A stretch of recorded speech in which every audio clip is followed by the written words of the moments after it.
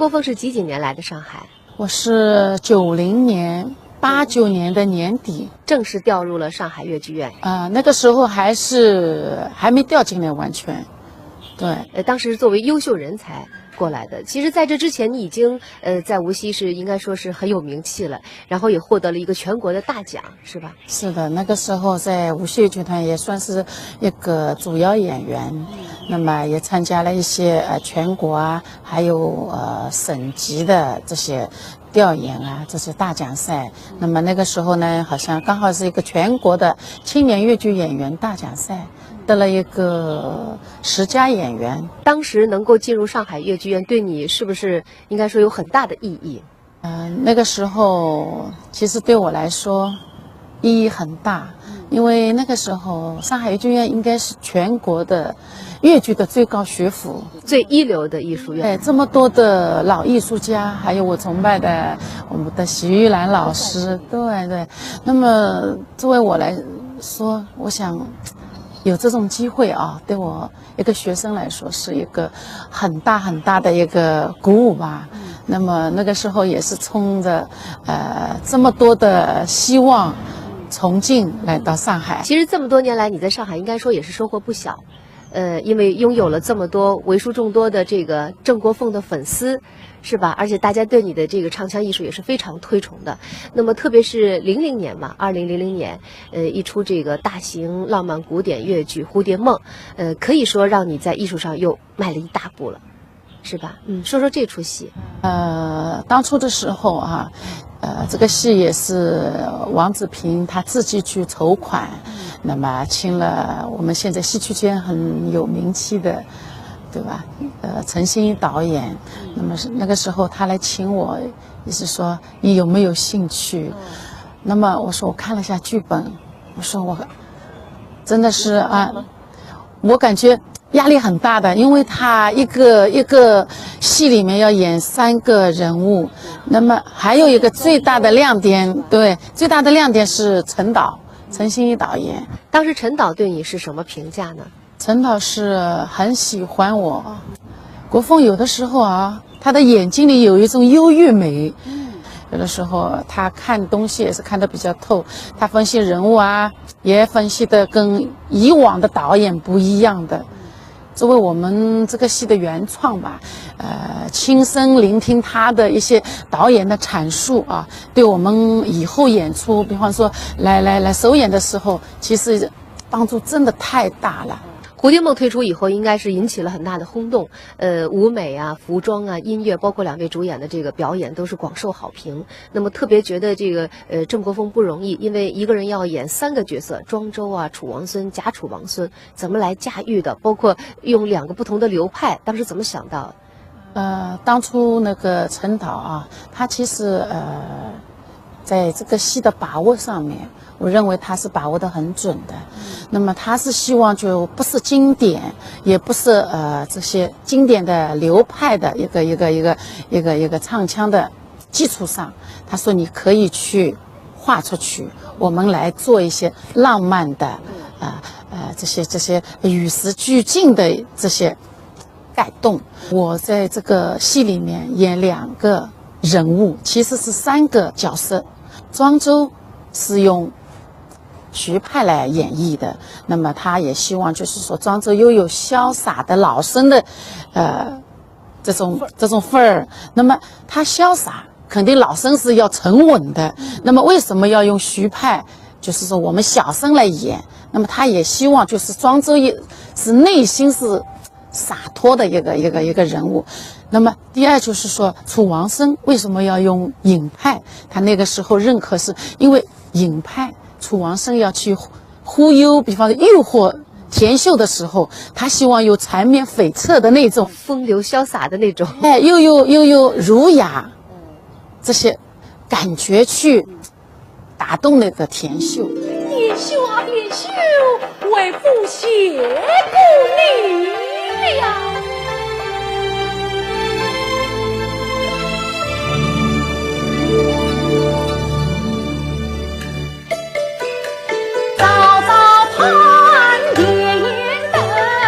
也许不把一言赠。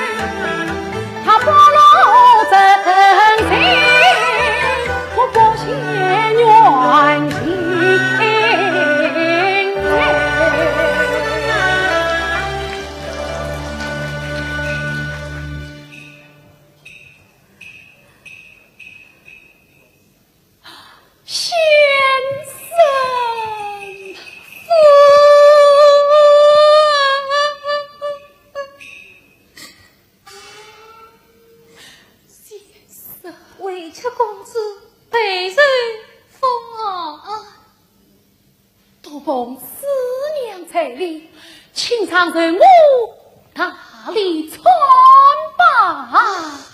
不，公子真是重大，理应随我拜谢。哎呀，这啥有事了？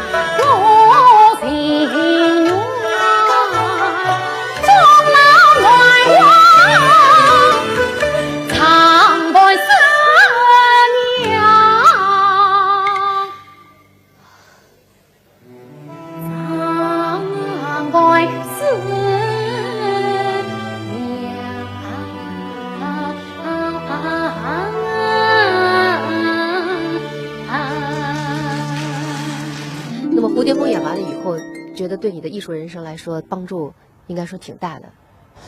这个戏在上海演出，包括全国去巡演。那么这个戏，这个几年里面吧，10几年里面，应该是这个戏是不错的，被观众及专家的认可。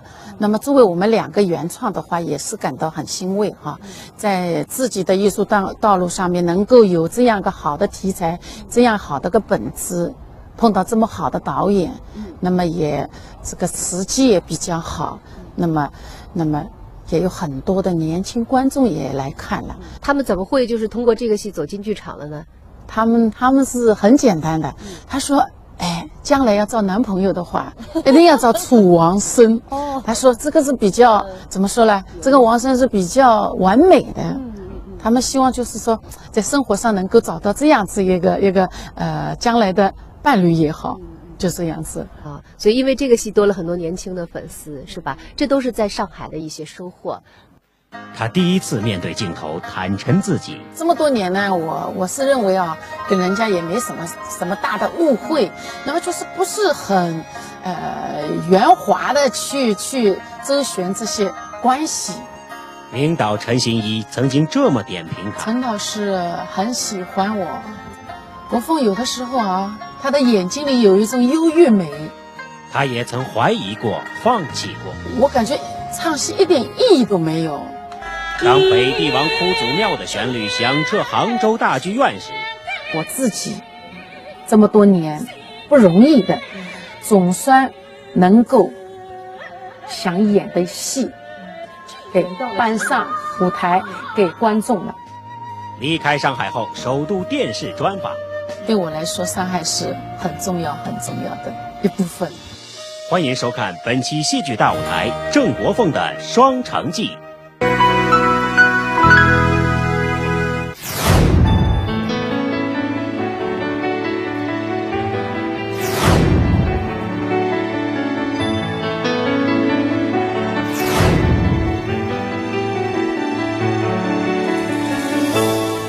当然然在上海也有很多不如意的地方，是不是？郑国凤说一说，其实当时刚进上海越剧院的时候，是作为一个演员很简单，就是想多演点戏，多演几个好的角色。当时怎么想的？到了上海越剧院，在人才济济的一个院团里面，其实作为他们领导也好，当初我们演员也好，都是不容易。那么，演员就是说，作为自己啊，很简单的，希望在舞台上多体现，唱给观众朋友们听。那么有的时候呢，就是没有那么容易能够演到一个戏，比方一年当中多演几天、几场，就是说有的时候真的是，哎呀，舞台只有一个，那怎么来弄？怎么市场又不是太好，人才太多。对，所以也是就是相互都是在你去跑一点剧场啊，比方说哪里要我们演出啊，我们自己演员都是自己去争取演出机会。当时演出少到什么程度呢？一年大概几场吧。一年只有几场。到年底的时候，我们大家演员之间都要写年终小结。那么今年比方是3场的话，我希望明年是5场。你就这么写在这个小节里面？对，希望领导能够关注我们写的内容，而不是说真的是什么场次的问题。我们就是也是无形当中在跟他们争取演出的机会吧。但是我觉得一个人啊，总是从不成熟走向成熟的，回头看过去走的这个20多年的路，是不是除了你刚才说的那些原因啊，人才比较多呀，对不对？有没有一点我们自身的原因呢？自身应该也是有的啦，因为我是比较内向的一个人，也不善于跟人去交流，比方说去自己主动的去跟领导我要去，哎呀，你给我争取啊！对，你们不安排我演出，对不对？那我已经争取过了，我在年终小结的时候已经写过了。那么你们还是没有，比方说没有安排，那我也没有办法。那么你们演出，那我在家里很惬意的，不太主动的去要求啊，这是被动型的。性格上面是不是也会比较执拗、比较直一点？是吧？有时候比如说和别人有误会了，也不去解释啊，就这么样了。就是这么多年呢，我是认为跟人家也没什么大的误会，那么就是不是很圆滑的去周旋这些关系。你这种一根筋走到底的这种性格，徐老师说过你吗？老师也说过的，他也是比较国风呢，比较直白的，他也不会转弯抹角的。这个小鬼他是这么说的。最彷徨、最失落的时候，你想到过离开这个舞台吗？我放弃过2次，已经把辞呈递给领导了。那么当时呢？我感觉唱戏一点意义都没有，就感觉为什么就是说你付出了那么多，为什么没有办法去实现？比方说你像唱戏没有办法去唱，那你不可能去搞一个业余的我来唱。那么有的时候就是这么失落的，我不唱了，索性不唱，离开这个圈，说不定倒又好了。其实呢，你要放弃，也不是你一个人的问题了。我不晓得去干什么，也不会做生意，做生意肯定给人家骗掉，我还要给人家点钱，那种感觉。但是你动过这个转行的念头，当时有过方向吗？有的时候就想想，哎呀，我喜欢养狗，要不去开个小狗店吧？狗店。对，朋友做了以后，哎呀，这么辛苦的，跟人家洗狗啊，要美容啊，不是件好事情。我说我只是玩狗而已，我说我不会经营的。在那段时间里，家中的花园成了郑国凤时常忙碌的地方。花鸟鱼虫让他对生活有了另一番体验和感悟。特别像这种黄梅天的话，它也会不舒服，会生病。那么你要放很多的盐进去，有的时候他们身上也会像长那种黄梅天长霉点的那个东西。那么放了盐以后呢，它就是一种杀菌的功效。那么鱼塘旁边呢也有很多的草，有几棵草还是我老家去带回来的，也是好像是说是草药的那种品种。那么种在这个鱼塘旁边呢，我感觉很漂亮，它开的花像百合花一样的。那么好多的品种都是不能掉叶子的，对鱼啊好，对这个鱼塘的清洁工作会比较方便一点，会比较好看鱼塘。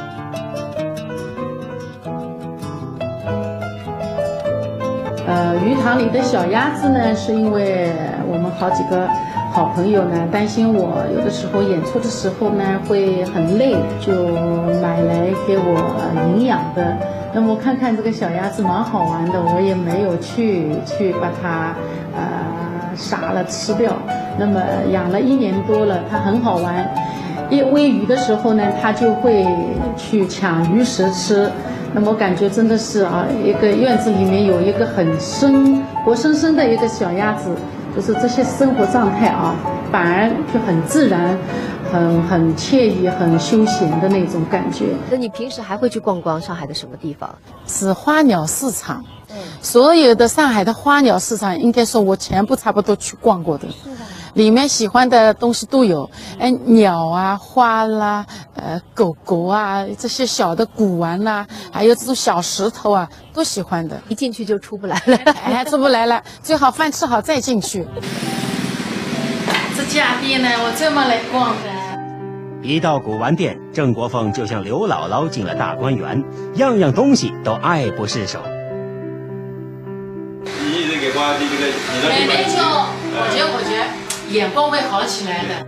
这满满一架子的小花盆，就是他从各处淘来的。就像这个花盆，其实它也没有很多年的一种好像这种痕迹的啊，就是说它上面有好多的。它刻的一个图案我比较喜欢，它又有山水，也有字，也有喜欢的一个钟馗图，还有好几个字体的一个结合。那么那个时候那个老板还不太肯，那么我去了几次啊，磨了几次，他总算把这个花盆卖给我了。那么虽然这个价格也不是很高，不过呢我很喜欢这些小花盆，其实也是啊。很多的小故事在里面，虽然不是很名贵，也是熏陶了，对自己的艺术上面，自己的舞台艺术上面也有帮助的。他第一次面对镜头坦陈自己。这么多年呢，我是认为啊，跟人家也没什么大的误会，那么就是不是很圆滑的去周旋这些关系。领导陈新一曾经这么点评他：陈老师很喜欢我，国凤有的时候啊，他的眼睛里有一种优越美。他也曾怀疑过、放弃过。我感觉唱戏一点意义都没有。当北帝王哭祖庙的旋律响彻杭州大剧院时，我自己这么多年不容易的，总算能够想演的戏给搬上舞台给观众了。离开上海后，首度电视专访。对我来说，上海是很重要的一部分。欢迎收看本期戏剧大舞台郑国凤的《双城记》。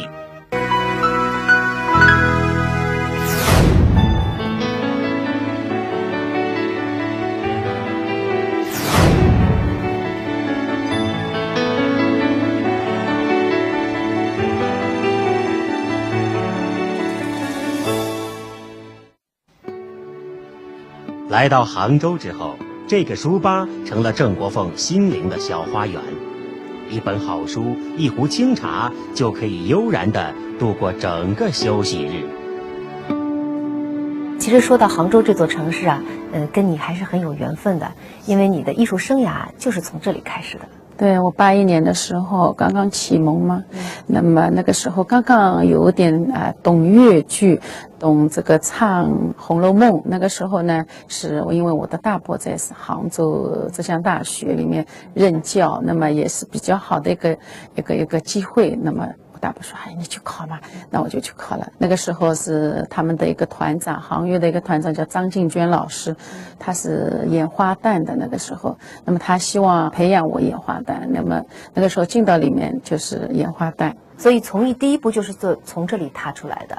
啊，而且当时还演的不是小生，演花旦，那个时候比较瘦小一点，大眼睛，鼻子也高高的，感觉好像花旦肯定是这块材料还是不错的。那么也许在这个性上面，小时候比较顽皮，就像个男孩子一样的假小子一样。对，那个小时候就是去那个池塘里面去抓鱼啊，那爬树啊，这些事情都是我做的，我哥哥都不会做，我都会去做的。所以自己还是感觉性格上面的还是比较喜欢也男孩子。而且听说你的性格也是比较倔的，就是说比较直的。我想好了，我要唱小生，我就不唱花旦。对对对。那第一次看到这个恩师徐玉兰是什么时候呢？好像是84年，我们我那个无锡嘛，那个豫剧团的时候拍《红楼梦》，那么我是演贾宝玉，那么演出这个时候呢，请老师来看的，那么结束的时候。我们都不知道，请了徐老师来了。当时第一面见到他，什么感觉？感觉哎呀，好像贾宝玉、徐玉兰。那个时候，徐玉兰老师是真的是万人迷，对，万人迷。有没有想过若干年后会拜在徐老师的门下？没有，不敢想。真的是，其实我是很简单的，就感觉哎呀，不能盼，因为太高了。这个门槛太高了，因为最起码你自己能够有一点点成绩。第一次见面的时候，徐老师跟你说什么了吗？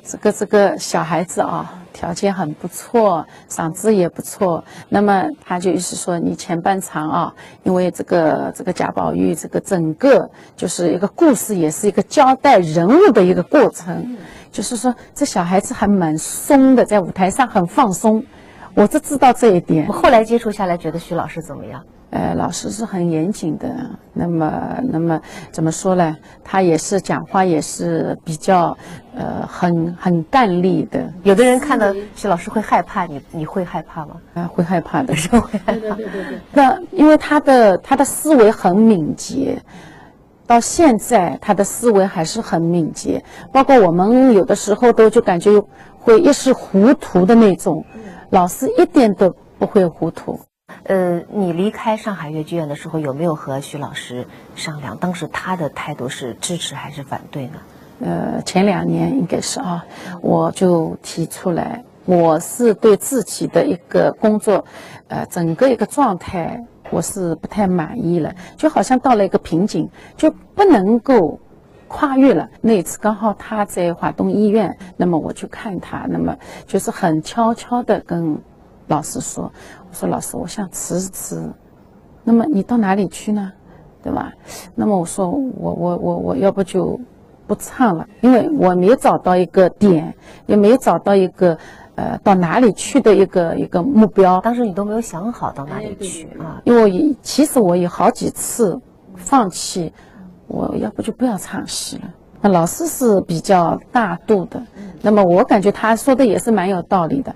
那么也是他的想法是含劳报收。他说你将来你在上海，如果比方说你退休以后也好，现在你空下来去人家业余的，比方说希望你来教，那么你去发扬自己的艺术，比方说去传教一下，也是蛮好的。他是从稳定为你考虑，对，他是感觉你将来你万一动荡的话，你将来的生活怎么办，对吧？你去干嘛呢？是当时他可能不是那么支持吧？一点都不支持。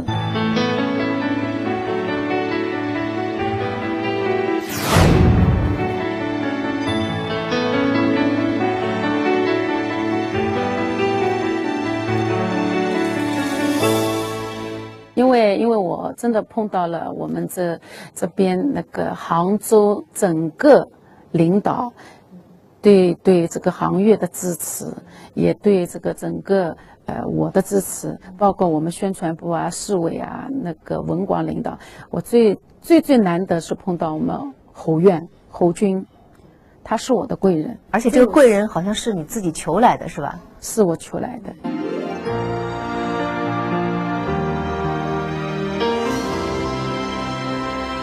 他是我的偶像。你当时什么印象对他？怎么说呢？他是很对事业很热情的一个，对这个院团也好，对整个事业，他感觉是他的院长，好像是当完事业在做。听说了他什么事情，觉得这个领导真不错。比方说去争取一个什么演出，我就感觉他不顾一切的为这个集体去争取。对某一个演员，他都是会很努力的去付出，整天就在办公室里面。我听说，那我说我是不是自己去矛盾自荐的去自我推荐一下？什么时候？我是越剧院辞职以后，那么经过了一个胡占豪老师的一个交响乐《红楼梦》的演出以后，我是问别人拿了他的电话，是侯院久仰大名，我说我是唱徐派的郑国凤，那么他当时他说你唱徐派，哎，我们浙江没徐派啊。他说你如果肯来的话，那我们这个院里面这一盘棋钱活了。他说，那我说你要我不啦？好的呀。他说这个人还真有魄力，很有魄力。国凤进行业如鱼得水，我这么认为。我们这个平台非常适合国凤，而且因为我们行业那么多年来一直是缺徐派，以至于徐玉兰老师见到我老说，胡军啊，你们浙江不重视徐派。我说老师啊，不是我们浙江不重视徐派，是我们拿不出徐派，而且我们浙江的徐派都跑到你们上海去了。现在我们国凤回娘家。他那个时候也是，哎呀，一切待遇我们这边杭州都会给你的，因为就是说也是就感觉好像你嫁到我们杭州来了，对吧？那嫁来了以后是不是觉得特别感动？我们那个时候这个剧团是在红星，那么我的车肯定停到这个附近的，那么我们侯院他们是专门跟他们红星大酒店的老总去打招呼，他说我们这次来了个演员是上海来的，你们一定要给我们一个车位。连这么小的事情都已经给，我就感觉哎呀，这个好像就像我自己的一个家一样的感觉。那一年这个剧团就给你排了4出大戏，20几年我也没有排过那么多的戏，《红楼梦》、《碧玉簪》、《盘夫索夫》、《孟丽君》，一年我全部排完了，我就感觉呀，我是不是太充实了？前2年是盼着，哎呀，给我多演出。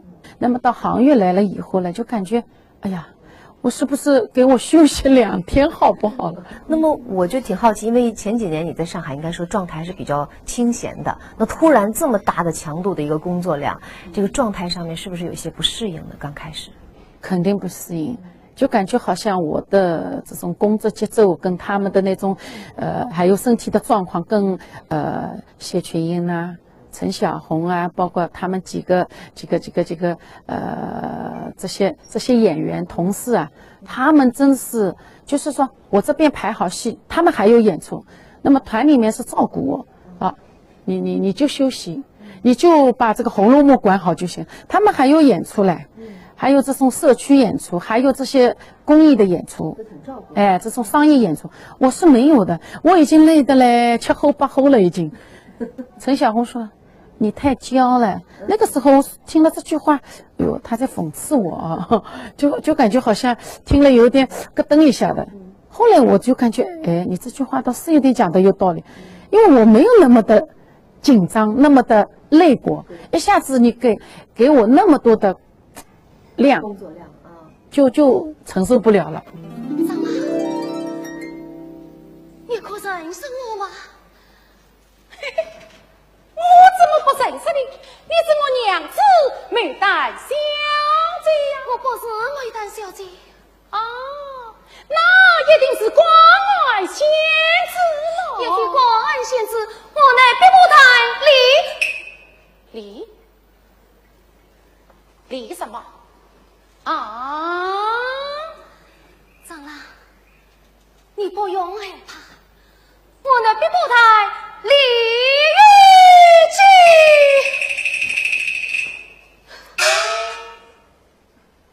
长郎，你就从人家，我是前年秀英在宁陶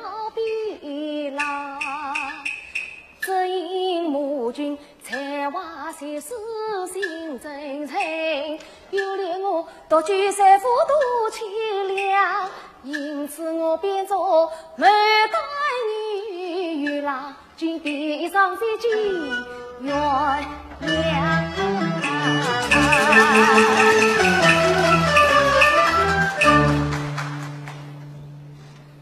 听娘子声唱，真心话，不与我张嘴恩思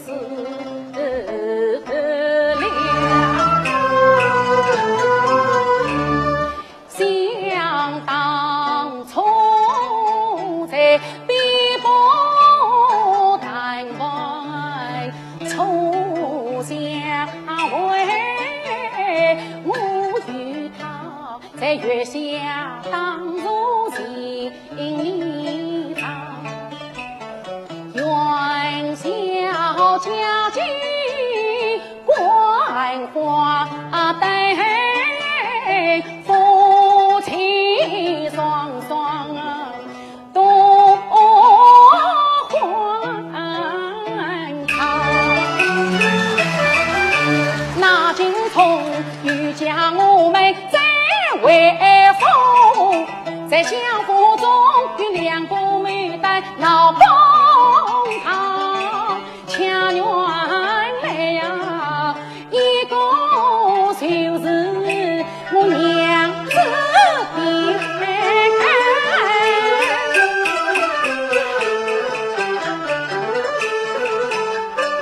他为我献心把命丧，都凭娘子有情理，我当真关记在心上。想那牡丹爱的是富贵，那亲娘子恩爱长，人间难觅一真情。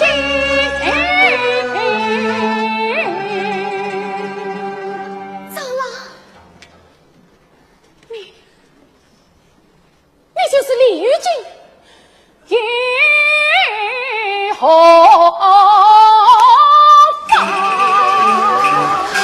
最早跟他合作是王文娟老师的那个作品回顾展，是在2006年，我跟他一起演的《追鱼的拔鳞》，有一个什么演出，我具体我不记得了，我就说你有点娇气的，好像是我这么说的，我就觉得，他对外部的条件的这个有点恐惧，可能他就是对他原来的那个生活环境。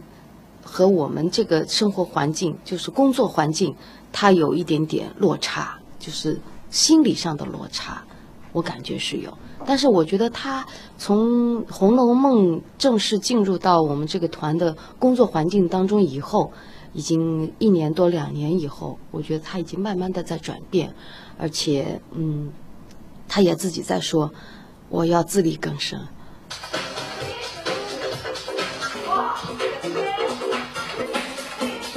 杭州越剧院的排练厅一大早就热闹起来，演员们的热身操已经开始了。而这个时候，为了青年演员的业务考核，谢群英早早地来到了排练厅。回也过来了。那一年他等于是一下子排了4个戏嘛，盘夫索夫啊、碧玉簪还有孟丽君，对，一下子顶了4个戏，他的压力也蛮重的。那么他平常也蛮用功的，因为那么多的台词啊这些一下子堆到他身上，因为其他人像我们其他演员都是熟的嘛，就他一个人是生的。那么，但是《红楼梦》呢又相反，就他一个人是熟的，其他人全部是生的，哎。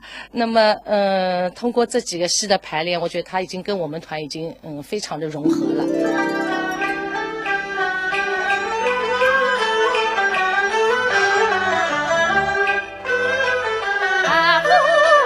上下喜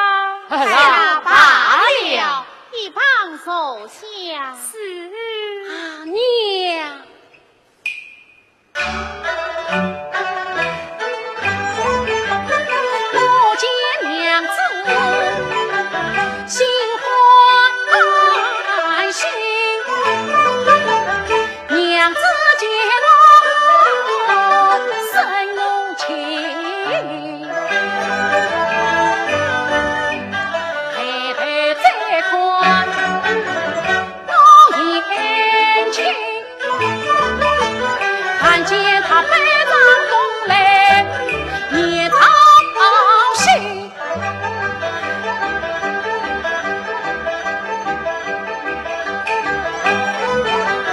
堂上他人帮我下眼眶，羞得我面红耳赤，把头低。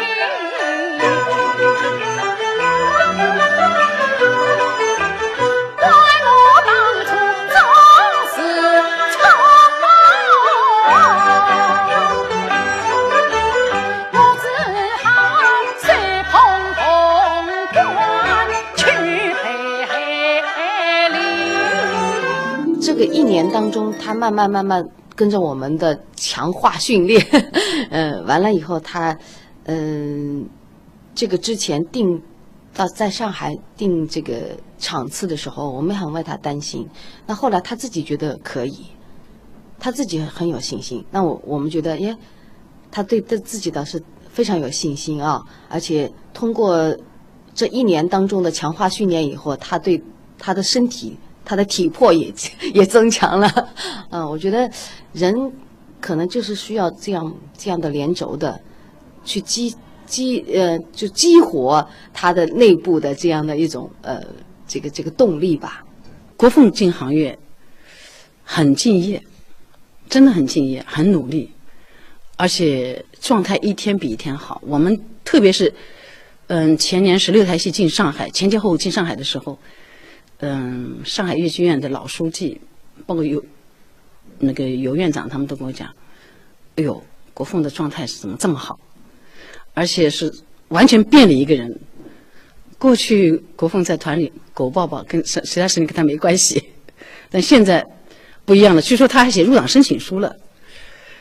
因为国凤进行业以后，感觉行业的整个的团队精神、凝聚力，特别是我们墙上的挂的就是优秀演员，这些梅花演员全是共产党员。我们有一个我是共产党员，国凤看了以后，很觉得对他就是特鼓舞。他说：“这些好演员全是梅花啊，全是共产党员，那我也要参加共产党。”他就马上打了个申请书、申请报告。所以上海的这些观众也好，这些那个老团长、老书记也好，就是郑国凤能写入党申请书，没有想到。他平常我觉得，怎么说呢？平常看上去好像就不是给我的感觉，就好像不是唱许派的人，是唱尹派的人一样。比如好像像一个糯米汤团，蛮稳稳的、糯糯的这样，平常就蛮随和的。但是他对这份自己的这份事业还是非常非常的热爱的。他第一次面对镜头坦陈自己。这么多年呢，我是认为跟人家也没什么大的误会，那么就是不是很圆滑的去周旋这些关系。名导陈新一曾经这么点评他：陈导是很喜欢我。国凤有的时候他的眼睛里有一种忧郁美。他也曾怀疑过、放弃过。我感觉唱戏一点意义都没有。当北帝王哭祖庙的旋律响彻杭州大剧院时，我自己这么多年不容易的，总算能够想演的戏给搬上舞台给观众们。离开上海后，首度电视专访。对我来说，上海是很重要的一部分。欢迎收看本期戏剧大舞台郑国凤的《双城记》。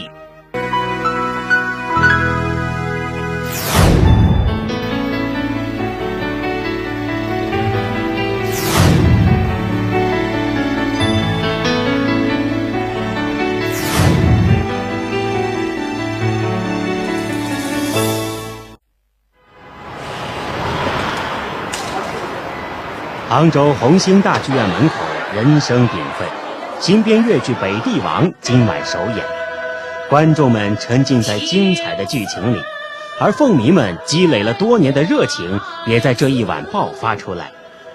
郑国凤的每一句唱腔、每一个动作都会引来狂风暴雨般的掌声。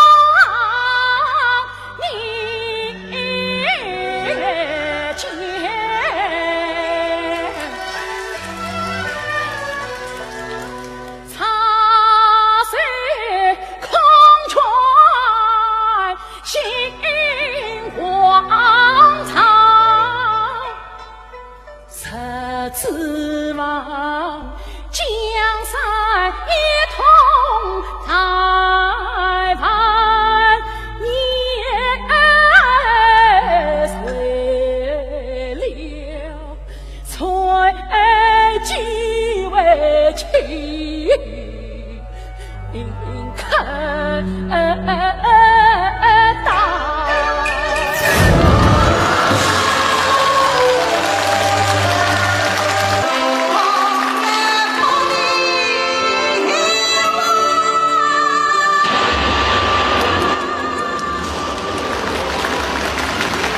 与以往不同的是，演出结束，凤迷们拉出了一条感谢侯院为杭月喝彩的条幅。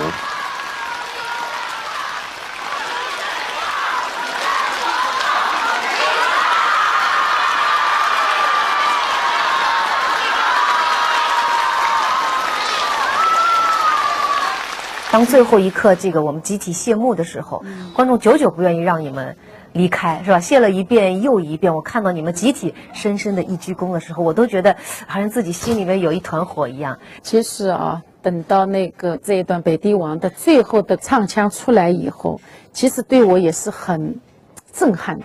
第一天演出完，他们说：“哎呀，国风老师好像在哭。”其实我有一点点，也包括我自己，这么多年不容易的，总算能够想演的戏给搬上舞台给观众了，真的是很感谢我们杭州的领导，所有的领导。那么复排这个北帝王也是徐老师多年的一个愿望啊。那么当他得知杭州越剧院要排演整出的北帝王的时候，他高兴吗？他很高兴，也知道，因为是我想排嘛，那么作为他们家人也是很支持。那么其实我们整个我们这个创作团队了，整个也是听了徐老师的意见。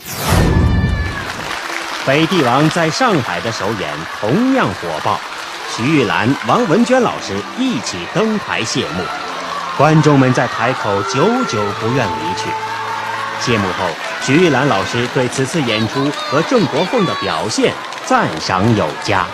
北帝王生起来快要50年不演了，那么这次呢，郑国凤到了杭州剧院那个杭乐嘛，他们领导很大胆，是吧？把这个题材重新搞出来。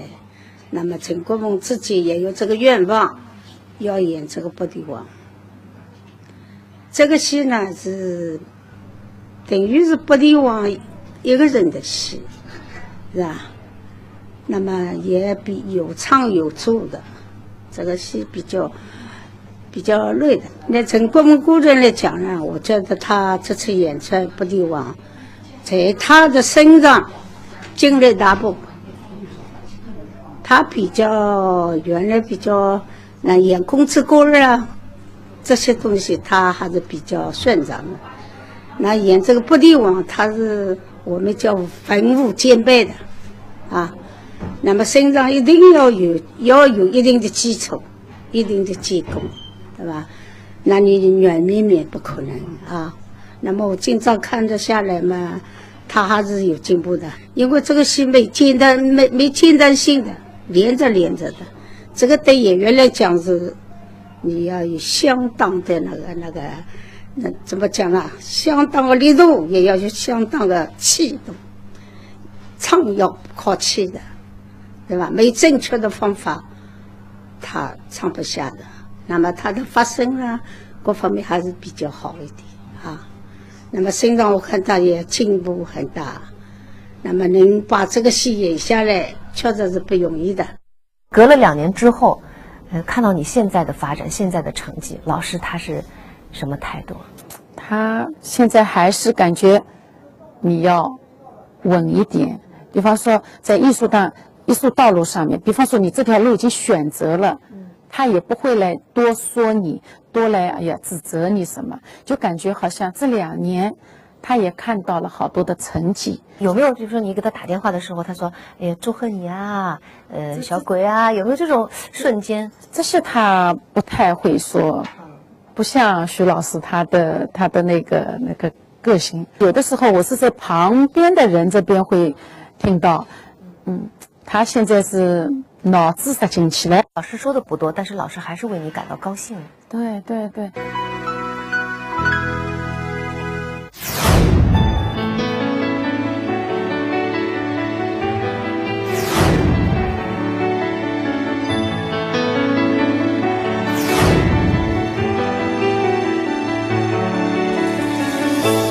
对杭州现在是什么样的感觉？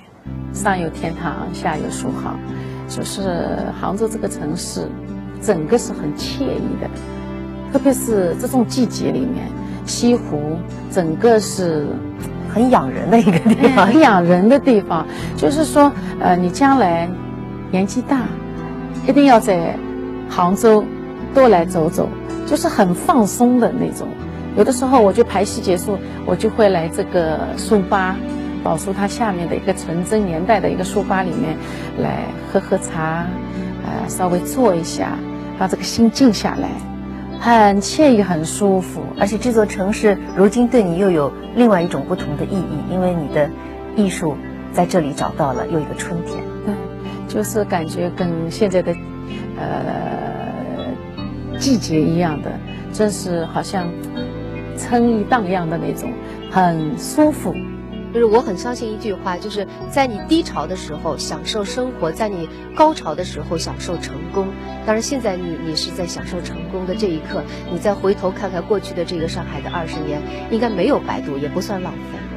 没有浪费，其实很怀念这个几十年在上海很多的好朋友，自己的生活圈，包括最重要的徐老师啊，很多的原来单位里的同事啊，都在这里。有的时候空下来呢，我就是回过来跟他们小聚一下，那么也去看看老师啊什么的。对我来说，上海是很重要的一部分。有那个北帝王这出大戏，由杭州豫剧院来打造的。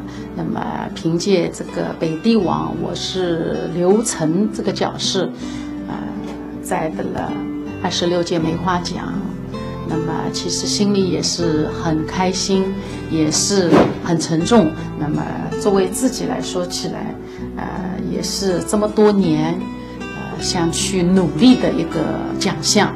那么也是一个方向吧。那么今天捧在手里也是沉甸甸的，希望能够激励我、鼓励我，继续努力，继续去奋斗吧，去为粤剧事业去多出一点心戏，来回报关心我、培养我的所有的领导，包括上海当地那个时候啊，也是很关心我，很培养我的领导。